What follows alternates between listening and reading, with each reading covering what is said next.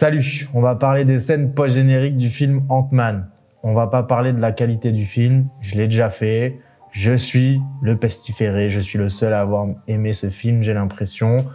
Donc on va pas parler de ça. J'avais peut-être moins d'attentes que les autres, j'étais peut-être moins difficile. En tout cas, je le redis, j'ai passé un bon moment. Je m'en satisfais.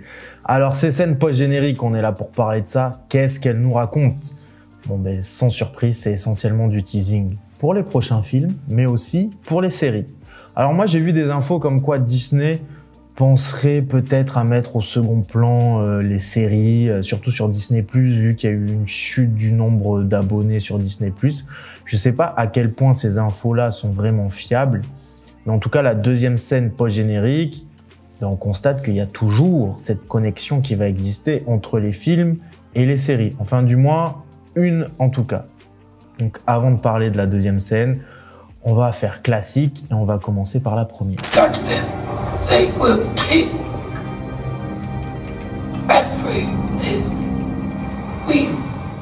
Tout simplement, qu'est-ce qu'on voit dans cette première scène? Il faut commencer par là. Alors déjà, on voit le multivers, on a une vision globale du multivers, c'est-à-dire des lignes un peu transparentes, violettes, lumineuses, fluorescentes, qui se croisent, qui représentent les différentes temporalités qui s'entrecroisent, etc.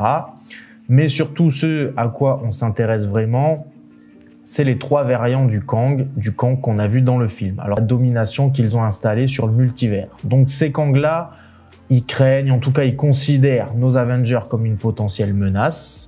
Alors que le Kang de Ant-Man, qu'on a vu pendant 2 heures, lui, il se vantait d'avoir tué plusieurs Avengers de plusieurs univers. Donc là, on peut peut-être s'interroger, est-ce que Ant-Man, avec ses fourmis géantes là, il a tué le plus dangereux des Kangs qui était craint par tous les autres Kangs de tous les univers parallèles?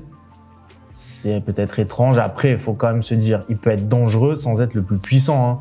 Peut-être que c'était son comportement qui le rendait dangereux et qui mettait en péril l'objectif de tous ces Kangs. Mais voilà, cette scène, elle est là pour teaser la suite de la phase 5 et surtout le conflit qui s'annonce avec tous les Kangs. Moi, j'espère juste qu'on va pas tomber dans le délire de 50 milliards de conflits avec 50 milliards de Kangs où à chaque fois, tu crois que tu as battu le plus fort, mais il y en a un autre qui arrive derrière. Ça peut me fatiguer un peu. Mais à la fin de cette scène post-générique, on voit donc une arène remplie de Kangs.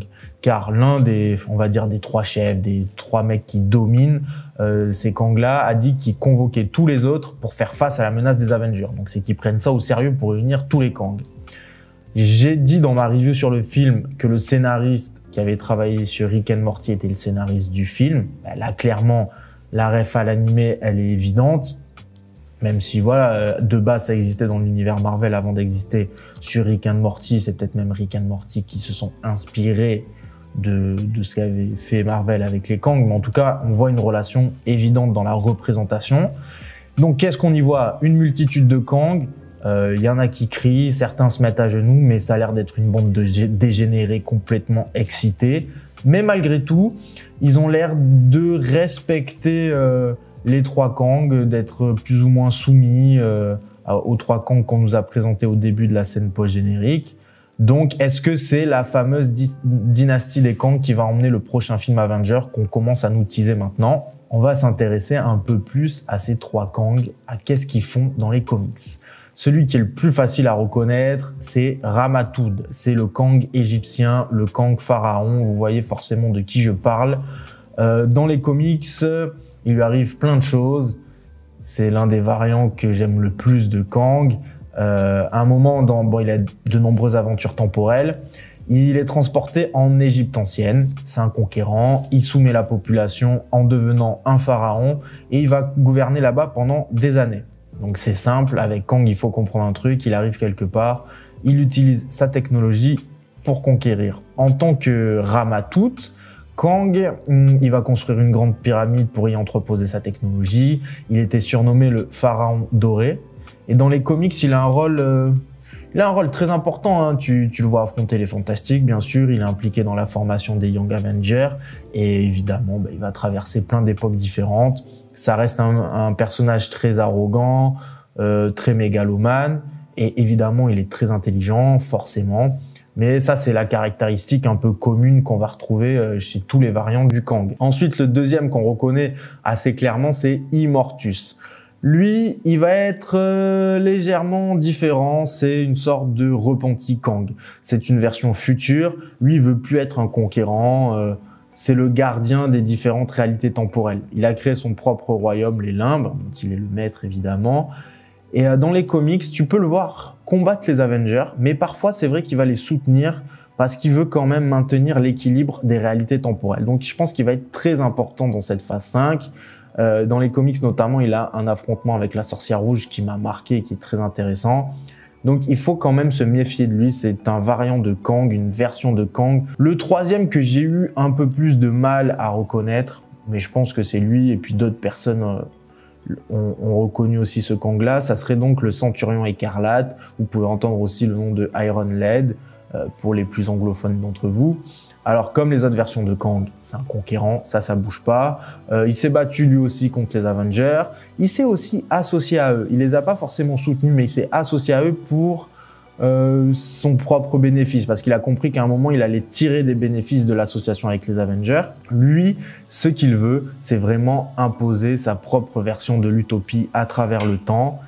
Et par la suite, il va même faire partie du truc, là, les maîtres du mal. Donc, voilà, vous avez compris, les maîtres du mal, c'est un groupe de gens qui sont pas très gentils, qui a été dirigé à un moment par le baron Zemo.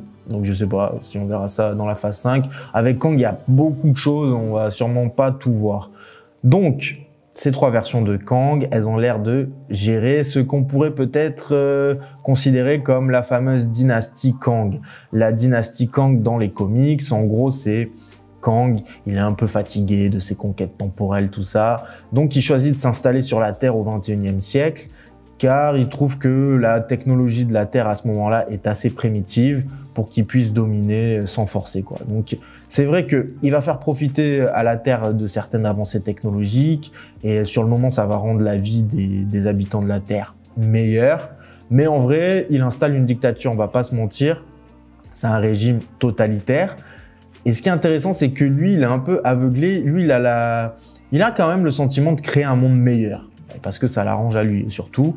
Mais donc, sans surprise, il va affronter les Avengers vont enquêter sur lui et ça va partir en guerre.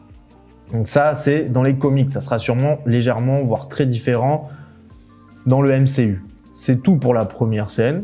On y voit plus clair, même si voilà, comme j'ai dit, dans les films, les choses, je pense qu'elles seront forcément différentes. Déjà dans les comics, il y a plein de versions différentes, donc je sais pas qu'est-ce qu'ils vont choisir réellement dans les films, mais on a là de bonnes pistes pour envisager la suite. It's him. Made him sound like this terrifying figure. Donc après la première, sans surprise, la deuxième scène post-générique, on retrouve le petit Loki accompagné de l'agent Mobius. Et là, Loki, tu vois un Loki terrorisé d'apercevoir un certain Victor Timely, une version de Kang, hein, sans surprise. Alors que l'agent Mobius, lui, il est sur le côté, il est plutôt dubitatif, quoi. La scène se passe au XXe siècle, le décor nous le fait comprendre, ça a l'air d'être sur Terre. On se dit que bon, ce variant de Kang, il a l'air de lui également se servir de sa technologie peut-être pour impressionner le public dans cette scène. Vous savez, un peu dans ces représentations qui servaient à exposer des innovations technologiques ou même parfois souvent des potions miraculeuses qui étaient censées guérir tous les mals, etc.